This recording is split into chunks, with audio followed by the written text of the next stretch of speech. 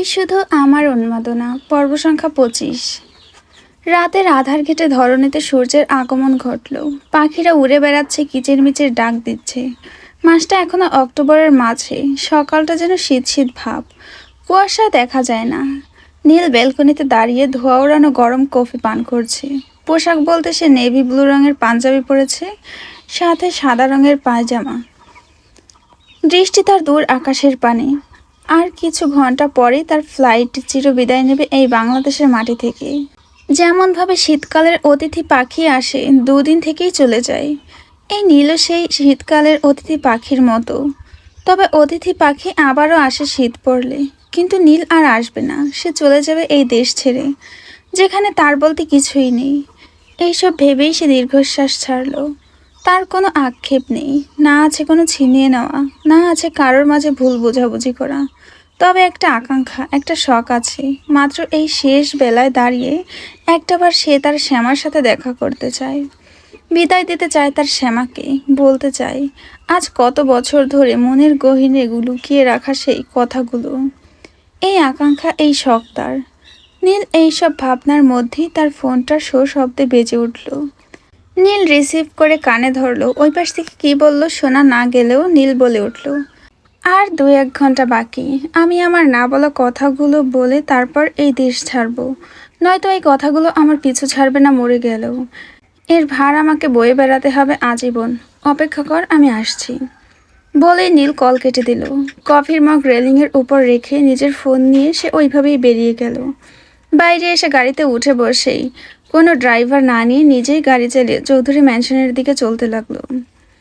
সময়টা সকাল 7:25। সিমির ঘুম ভাঙল মাত্র। সে উঠে বসলো। মাথা ব্যথা করছে প্রচুর।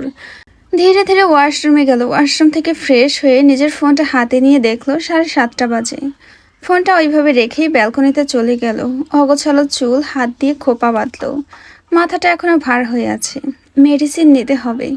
খালি পেটে খেলে সমস্যা হবে বিধায় এখনো নেয়নি। সিমি চোখ বন্ধ করে বড় নিঃশ্বাস নিল। চোখ দুটো খুলে দৃষ্টি নিচে রাখতেই দেখতে পেল নীল দাঁড়িয়ে আছে, তার দিকে তাকিয়ে হাত নাড়ছে। সিমি কিছু না বলে ব্যালকনি থেকে চলে গেল ওর রুমে। ওড়নাটা নিয়ে ভালোভাবেই বুকে জড়িয়ে বেরিয়ে গেল বাড়ি থেকে। কম বেশি অনেকেই উঠেছে, যে যার কাজ করছে। সিমি বাড়ির বাইরে বেরিয়ে দেখলো নীল তার দিকে তাকিয়ে আছে। সে গিয়ে হেসে বলল, নীল ভাইয়া যে কেমন আছেন? নীল সৌজন্যমূলক হাসি দিয়ে বলল, আলহামদুলিল্লাহ ভালো আছি। চলো একসাথে একটু হেঁটে আসি আর 4টা কথা বলি। সিমি মাথা নাড়ল। দুজনেই পাশাপাশি হাঁটতে লাগলো। সিমি বলে উঠল, এত সকালে যে? 2 ঘন্টা পরে আমার ফ্লাইট। এদিকে একটা কাজে আসছিলাম, ভাবলাম তোমার সাথে দেখা করে যাই। আদৌ আর আসতে পারবো কিনা ঠিক নেই। কেন আসতে পারবেন না? ইচ্ছে শক্তি থাকলে 7 সমুদ্র 13 নদী পার হয়ে আসতে পারবেন। আমি তো 7 সমুদ্র 13 নদী পার করতে চাই না সিমি। যেই সাগরে ঝাঁপ দিয়েছি বহু আগেই, সেটাই সাঁতরে পার করতে পারছি না। নীলের কথার মানে সিমি বুঝতে পারল না, তাই ভুরু কুঁচকে বলল, মানে বুঝলাম না ভাইয়া। তারা হাঁটতে হাঁটতে ভালোই দূর এসেছে। নীল মলিন হেসে দিয়ে বলল, কিছু কথা বলবো তোমাকে। চুপ থেকে শুধু শুনবে, কোনো প্রকার কথা বলবে না। আর না আমাকে খারাপ ভাববে, পুরোটা শুনে মন্তব্য করবে। সিমি বুঝতে পারল না বিষয়টা, তবুও মাথা নাড়ল নীরবে। নীল বলা শুরু করলো, শ্যামা, আমার শ্যামা পাখি, জানো তোমাকে আমি নিজের থেকেও বেশি ভালোবাসি। তুমি কি জানো শ্যামা, এই যে শ্যামাকে ছাড়া এই সারজিৎ খান নীল অসম্পূর্ণ। তুমি কি জানো শ্যামা, আমার উন্মাদ ভালোবাসা কতটা ভয়ঙ্কর? তুমি কি জানো শ্যামা, প্রতিটা ঘন্টা, প্রতিটা মিনিট, প্রতিটা সেকেন্ড তোমাকে এক পলক দেখার জন্য আমি ছটফট করতে থাকি। তুমি কি জানো শ্যামা, তোমাকে নিজের করে পাওয়ার জন্য আমি এই সারজিৎ খান নীল তার আব্বুর কাছে ছোট বাচ্চাদের মতো কান্না করে তোমাকে চেয়েছি। তুমি কি জানো শ্যামা, তোমার নিঃশ্বাস নেওয়াটা আমার জীবন মরণের সার্টিফিকেট। তুমি কি জানো শ্যামা, তোমাকে হারিয়ে আমি আবারও পাগল হয়ে যাব। এই আমিময় নীলটা বিলীন হয়ে যাবে ধুলোর সাথে, বাতাসের সাথে, নয়তোবা বেঁচে থেকেও মরে যাবে ভেতর থেকে। নীলের সম্পূর্ণ কথা শুনে সিমি প্রশ্ন করল, ভাইয়া প্রেমে পড়েছেন? উফ, সেই লাকি মেয়েটা কে? তার নাম বুঝি শ্যামা? ও, কত সুন্দর নাম, কত রোম্যান্টিক। নীল হেসে ঘাড় কাত করে সিমির দিকে তাকিয়ে বলল, পড়েছি তো প্রেমে বহু বছর আগেই। আর সেই লাকি মেয়েটা তুমি। তুমি সুন্দর, তুমি অপরূপ, তবুও আমার কাছে তুমি আমার শ্যামা, আমার শ্যামা পাখি। সিমি হাসি থামালো, মেকি হাসি দিয়ে বলল, মজা করছেন কেন ভাইয়া? আমি মজার মুডে নেই। আমি বলছি না, চুপচাপ শুনবে। আমি শুধু বলবো। সিমি কিছু বলল না, চুপ রইল। নীল আবারও বলতে শুরু করলো, তবে কণ্ঠে আছে বেদনা, হৃদয় ভাঙন, ব্যর্থ প্রেমিকের শেষ কথা। আমি বুঝি না কিভাবে ভালোবাসা প্রকাশ করে মানুষ, তবে আমি গভীরভাবে প্রকাশ করতে চাই না। তুমি এখন অন্যের, তোমাকে ভালোবাসি কথাটা বললেও পাপ, তবুও আজকে বলতে চাই, ভালোবাসি তোমাকে শ্যামা। বেশি কিছু না, তবুও তোমার কাছে আমার একটাই চাওয়া, তোমার গোলুমোলু ছোট ছোট বেবিদের বলবে তো তাদের মাম্মাকে কেউ একজন বড্ড ভালোবাসতো। তবে ভালোবাসাটা ছিল একপাক্ষিক। সেই ভালোবাসার দাবি নিয়ে কখনো সামনে আসেনি, তবে তার মনের কথা উজাড় করেছিল। সে নীল তার শ্যামাকে ছাড়া সত্যি অসম্পূর্ণ ছিল। তার খোঁজ আর পায়নি, তবুও সে যেন স্মৃতির পাতায় বন্দী হয়ে রইল। বলেই থামলো। আবারও চৌধুরী বাড়ির সামনে আসছে। সিমির চোখে পানি টলমল করছে। নীল সিমির চোখে চোখ রেখে বলে উঠল, নীলের শ্যামা পাখির চোখে পানি নয়, আনন্দের ঝলক থাকে। যদি পানি পছন্দ করো, তবে এই নীল তার শ্যামা পাখিকে ছিনিয়ে আনতো। ভালো থেকো আমার শ্যামা পাখি, হয়তো আমাদের আর জীবনেও দেখা হবে না, না হওয়াটাই ভালো। দেখা হলে যদি আবারও এমন মুহূর্ত আসে, বিষয়টা লজ্জাজনক। তুমি হাসি খুশি থেকো। আমি ছেড়ে যাইনি, রয়ে গিয়েছি তোমার স্মৃতির পাতায়। আজীবন মনে রেখো আমায়। আমি দূর হতে তোমাকে দেখব, শত বাধা পেরিয়েও। ভালো থেকো। আল্লাহ হাফেজ। বলে আর একটা মুহূর্ত দাঁড়ালো না নীল। নিজের গাড়িতে উঠে বসে গাড়ি টান দিল। একবারের জন্য পিছু ফিরে তাকালো না। সিমির চোখ থেকে পানি গড়িয়ে পড়ার আগেই মুছিয়ে নিল। জীবনটা কেমন যেন। প্রতিটা মানুষের জীবনে আলাদা আলাদা অধ্যায়, আলাদা সূচনা, আলাদা সমাপ্ত। নীল ভাই কি তার জীবনে আগে আসতে পারেনি? সিমি বলে উঠল, আপনি যদিও ছিনিয়ে নিতেন, আমি পারতাম না যেতে। আমি বেঁধে আছি এক অদৃশ্য দড়িতে, যেই দড়ি ছিন্ন করার ক্ষমতা আমার নেই। মন প্রাণ দিয়ে একজনকেই ভালোবেসেছি, মৃত্যুর আগ পর্যন্ত তাকেই বাসবো। সে না বাসলেও আমি বাসবো। আপনিও ভালো থাকবেন নীল ভাইয়া। সত্যি আপনাকে আমি আমার স্মৃতিতে বন্দি করে রাখবো। বলেই আর দাঁড়ালো না। সিমি সোজা বাড়ির ভেতরে প্রবেশ করলো। এদিকে রাস্তার একপাশে দাঁড়িয়ে থাকা একটা ছেলে নিশানের ফোনে কল লাগালো। নিশান ফোন রিসিভ করতেই সম্পূর্ণ ঘটনা খুলে বলল। নিশান কিছু না বলেই কল কেটে দিল। কল কেটে দিয়ে ফোনটা জোরে আছাড় মারল। রুমের ভেতরে থাকা জিনিসপত্র ভাঙচুর করতে লাগলো। আয়না ভাঙলো জোরে ঘুষি মেরে, হাতে কাচ বিঁধে গেল। শান্তি হচ্ছে না, দেওয়ালের কাছে গিয়ে জোরে ঘুষি মারল। দেওয়ালে লেগে হাত থেতলে গিয়েছে। নিশান ওভাবেই ফ্লোরে বসে পড়ে দাঁতে দাঁত চেপে বলল, তোকে ওড়ার পাখনা দিয়েছি বলেই বিদেশ ঘুরছিস। তোর পাখনা আমি ভেঙে ফেলবো ইস্যু। এবার তুই আমার খারাপ চেহারা দেখবি, এই ভালো মানুষটা আর দেখবি না। ডিসকাস্টিং। এদিকে নীল গাড়ি এয়ারপোর্টের দিকে নিয়ে যাচ্ছে। তখনই সিমির সামনে নিজেকে ঠিক রাখলেও গাড়ির ভেতরে নিজেকে ঠিক রাখতে পারছে না। কান্না আসছে প্রচুর। সে কান্না করছে, চোখে ঝাপসা দেখছে, কান্না থামাতে পারছে না। এ কেমন যন্ত্রণা, কেমন অসহ্যকর পরিস্থিতি, কেমন অনুভূতি। কিচ্ছু ভালো লাগছে না, কিচ্ছু না। নিজের চোখ মুছল ভালোভাবে। সত্যি তোমাকে ছেড়ে চলে যাব কল্পনা করতে পারিনি, বাস্তবে করে ফেললাম আজ। তোমার আর আমার কি মিলন লিখতে পারতো না উপরওয়ালা? তার গাড়ি এসে থামলো এয়ারপোর্টের সামনে। গাড়ি থেকে বেরিয়ে পানির বোতল দিয়ে মুখ ধুয়ে নিয়ে নিজেকে ঠিক করে ফোনটা হাতে নিয়ে ঢুকে পড়লো। সব কিছু ঠিকঠাক। প্লেনে উঠে বসলো। একটু পরেই ফ্লাইট। সিমি বাড়িতে ঢুকতেই তাজউদ্দিন প্রশ্ন করলো, কোথায় গিয়েছিলেন মামুনি? একটু হাঁটতে গিয়েছিলাম। নাস্তা করবে? আসো। পরে করব, আজকে থেকে আমি ভার্সিটি যাব। আচ্ছা যেও। সিমি আর কিছুই বলল না, সোজা উপরে নিজের রুমে চলে গেল। সে রুমে ঢুকতেই রুমটা সুন্দর করে গুছিয়ে নিল। এরপর ওয়াশরুমে ঢুকে ফ্রেশ হয়, শাওয়ার নিয়ে বেরিয়ে আসলো। একটা কালো রঙের লং 3 পিস পরেছে সে। আয়নার সামনে দাঁড়িয়ে চুলগুলো শুকিয়ে নিল, মাথায় কাপড় দিল, মুখে পন্ডস ক্রিম আর ঠোঁটে লিপ বাম দিয়ে ফোন আর ব্যাগ নিয়ে বের হয়ে আসলো। নিচে নাস্তা করে সিমি বের হয়ে দেখলো যারা আর রাত্রে গল্প করছে। তোরা ভার্সিটি যাবি না? যারা অবাক হয়ে বলল, ভাবিজান আজ থেকে আপনি ভার্সিটি যাবেন? সিমি মাথা নেড়ে জবাব দিল, আপনি গেলে আমরাও যাব, দ্রুত রেডি হয়ে আয়। যারা আর রাত্রে রেডি হতে চলে গেল। সেলিনা সিমির প্লেটে নাস্তা তুলে দিল। পাশে বসে দুজনে টুকটাক গল্প করতে লাগলো। ওরা দুজন আসতেই সিমি বলল, এই সামু কই? যারা ফিসফিস করে বলল, ওই শালার ভাতার আছে বলে ভার্সিটি আর যাবে না। তুই চল, নয়তো তোর মত ঘুরে গেলে আমি আর রাত ফকিন্নি হয়ে যাব। সিমি হাসলো, সাথে রাত্রিও। তিনজনকে গাড়িতে উঠে বসলো। ড্রাইভার চলতে শুরু করলো ভার্সিটির দিকে। সকাল 9টা বাজতে সামিয়ার ঘুম ভাঙলো। সে আড়মোড়া ভেঙে উঠে বসলো। আশেপাশে তাকিয়ে দেখলো সূর্যের আলো আসছে রুমের ভেতরে। জিহান ল্যাপটপ নিয়ে কাজ করছে ডিভানে বসে। সামিয়া ঘড়ির দিকে তাকিয়ে দেখে এখন 9টা বাজে।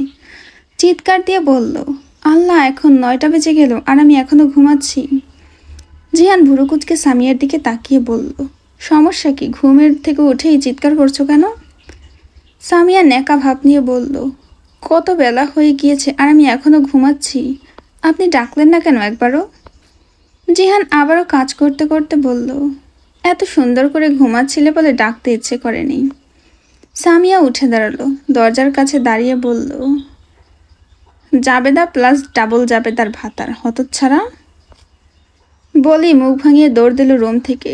জিহান সেদিকে তাকিয়ে থেকে হেসে ফেলল। মনে মনে বলল, আসলেই পাগল। এদিকে সামিয়া রুম থেকে বেরিয়ে রোজিনার সাথে দেখা হয়। এসে জিজ্ঞেস করলো, সিমিরা কই আম্মু? বাদরগুলো আজ ভার্সিটিতে গিয়েছে। সামিয়া কান্নার ভান করে বলল, আমাকে একা রেখেই চলে গিয়েছে। আমি এইগুলো মানব না, মামলা করব তিনজনের নামে। রোজিনা হেসে বলল, আচ্ছা করিস, আগে ফ্রেশ হয়ে নাস্তা খাবি, আয় দ্রুত। বলেই নিচে চলে গেল। সামিয়া কিছু না বলেই রুমে ঢুকে ওয়াশরুম থেকে ফ্রেশ হয়ে নিচে খাবারের জন্য চলে আসলো। সূর্যের প্রখর তাপ ধীরে ধীরে নরম হয়ে আসলো। ব্যস্ত শহরের মানুষগুলো যেন এই তেজি সূর্যের থেকে একটু রেহাই পেল। চারিদিকের মসজিদে আসরের আজান শোনা যাচ্ছে। মুরব্বীরা মসজিদে নামাজ আদায়ের উদ্দেশ্যে যাচ্ছে, নিজেদের দোকানপাট বন্ধ রেখে।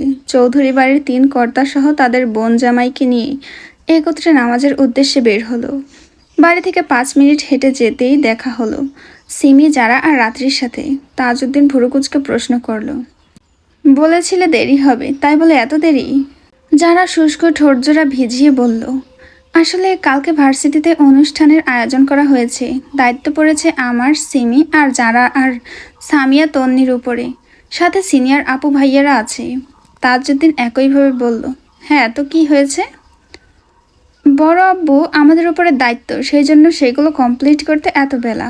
কালকেও ভোরে ভোরে যেতে হবে, এখন অনেক কাজ, বকো না তো। তাজউদ্দিন একটা দীর্ঘশ্বাস ফেলে তিনজনের মাথায় হাত বুলিয়ে বলল, খেয়েছো তোমরা দুপুরে? তিনজনেই মাথা নাড়ল, মানে খেয়েছে। তাজউদ্দিন বলল, আচ্ছা বাড়ি ফিরে ফ্রেশ হয়ে রেস্ট নাও, একটু যাও। বলেই তারা নামাজের উদ্দেশ্যে চলে গেল। সিমিরাও গল্প করতে করতে বাড়িতে পৌঁছালো। যে যার রুমে চলে গেল। সিমি নিশানের রুমের সামনে দাঁড়িয়ে লক খুলে ভেতরে প্রবেশ করলো। ঘাড় ব্যথা করছে তার, এই জন্য ঘাড় একটু এপাশ ওপাশ কাত করে ঘুরল। সে নিশানের রুমেই থাকে, সকল যাবতীয় জিনিস সে এখানেই এনেছে। সিমি ঘাট থেকে ব্যাগ ফেলেই জুতো জোড়া খুলে গায়ের ওড়না খুলে ফেলে দিয়ে বালিশের একপাশে থাকা এসির রিমোট হাতে তুলে এসির পাওয়ার একটু জোরে দিল। তারপর ধপাস করে বেডে 4 হাত পা মেলে শুয়ে পড়ল। চোখ বন্ধ করে রিল্যাক্স হলো। মুহূর্তে চোখ খুলল। ব্যাগ থেকেই ফোন বের করে মুখের সামনে আনলো। মিউজিক অ্যাপসে গিয়ে স্ক্রল করে একটা গান প্লে করলো। গানের 2-1 লাইন সে নিজেও গেয়ে উঠল। ফোনটা মাথার কাছে রেখে গানের তালে তাল মিলিয়ে নিজেও গাইতে লাগলো। সিমির এইভাবে গাওয়ার মধ্যে হুট করে এক পুরুষালী কণ্ঠস্বর শুনতে পেল, ইডিয়েট, তোর মনে এত আনন্দ, অপেক্ষা কর। তোর আনন্দর মায়েরে বাপ, পুরো 14 গোষ্ঠীকে খুন করে ফেলবো, ননসেন্স। কোনো পুরুষালী কণ্ঠ স্বামীর গানে যেতেই সে লাফ দিয়ে উঠে সামনে তাকালো। সে মূলত কোনো দিকে না তাকিয়ে রুমে এসেই সোজা বেডে শুয়ে পড়েছে। আশেপাশে কেউ আছে কি না এই সব কিছুই সে খেয়ালই করেনি। কিন্তু এখন সামনে তাকাতে স্বয়ং নিশানকে দেখে যেন নিঃশ্বাস নিতেও ভুলে গিয়েছে। নিশান কান থেকে ফোনটা নামিয়ে টি টেবিলের উপরে রাখলো। ল্যাপটপ নিয়ে আবারও কাজ করতে বসলো। একবারের জন্য সিমির দিকে তাকালো না। এদিকে সিমি নিঃশ্বাস না ছেড়ে ওইভাবে অবাক নয়নে নিশানের দিকে তাকিয়ে আছে। নিশান নিজের কাজ করতে করতেই বলে উঠল, নিঃশ্বাস না ফেলে যদি দম আটকে মরতে চাস মর, আমি সম্মানে দাফন দিয়ে আসবো। নিশানের কথা সিমির কানে যেতেই হুঁশ ফিরল, দ্রুত নিঃশ্বাস ছাড়ল। বুকে হাত দিয়ে বড় বড় নিঃশ্বাস নিতে লাগলো। তার কানে ভেসে আসলো গান। দ্রুত নিজের ফোন হাতড়ে নিয়ে গান অফ করলো। আর চোখে নিশানের দিকে একবার তাকিয়ে দেখলো সে নিজের মতো কাজ করছে। সিমি এবার উঠে দাঁড়ালো, নিজের ব্যাগ জুতো সুন্দর করে গুছিয়ে রাখলো। বেডের দিকে তাকাতেই দেখলো তার ওড়নাটা অবহেলায় পড়ে আছে। দৌড়ে ওড়নাটা বুকে জড়িয়ে নিয়ে নিজের উপরে নিজের রাগ ছাড়তে লাগলো। কি করেছে সে? রুমে ঢুকে ছি। সে আর দাঁড়ালো না, দৌড়ে ওয়াশরুমে ঢুকে গেল। এদিকে নিশান সিঙ্গেল সোফায় বসে ল্যাপটপে কাজ করতে লাগলো, সাথে কফির কাপে চুমুক দিল। 20 মিনিট পরে সিমি ওয়াশরুমের দরজা খুলল। একটুখানি মাথা বের করে আশপাশে তাকালো, নিশান আছে কিনা। চারিদিকে ভালো করে দেখলো, না, নিশান নেই। সে ধীরে ওয়াশরুম থেকে বের হয়ে আসলো, তার পরনে সাদা টাওয়াল জড়ানো। তখন দ্রুত ওয়াশরুমে যাওয়ার জন্য জামা কাপড় নিতে ভুলে গিয়েছে। সিমি ধীরে ধীরে আলমারির কাছে গেল, আলমারির একটা পার্ট খুলে নিজের জামা বের করবে। ঠিক তখনই নিশান এসে দাঁড়ালো তার পাশে। তাদের মধ্যে দূরত্ব 2 ইঞ্চি, কারোর বডির সাথে কারোর টাচ নেই। সিমি চোখ বন্ধ করে নিল, বুকের বাম পাশে থাকা হার্টবিটটা যেন জোরে জোরে বিট করতে লাগলো। ডান হাতটা বুকের বাম পাশে নিয়ে গেল, কপাল ঘামছে। নিশানের গা থেকে ভেসে আসা পারফিউমের সুগন্ধ যেন সিমিকে পাগল করে দিচ্ছে। সে মাথা নিচু করে দাঁড়িয়ে আছে। এদিকে নিশান আলমারির আরেকটা পার্ট খুলে একটু মাথা ঝুঁকালো, যা সিমির কাঁধের কাছে আসলো। নিশানের গরম নিঃশ্বাস সিমির কাঁধে আছড়ে পড়ছে। নিশান নিজের শার্ট টেনে বের করে সরে গেল। শার্টটা পরে নিজের ফোন হাতে নিয়ে রুম থেকে বের হয়ে গেল। একটা বারের জন্য সিমির দিকে তাকালো না, না কোনো প্রশ্ন, না কোনো কথা। নিশান চলে যাওয়ার 10 মিনিট পরেও যেন সিমি ওইভাবে স্ট্যাচু হয়ে দাঁড়িয়ে আছে। তার নিজের উপর রাগ হচ্ছে প্রচুর। সে বারবার ওই বিদেশি কুত্তার সামনে আপত্তিকর পরিস্থিতিতেই কেন পড়ে। সিমি মুখ দিয়ে চুচা শব্দ করতে করতে ওয়াশরুমে গেল।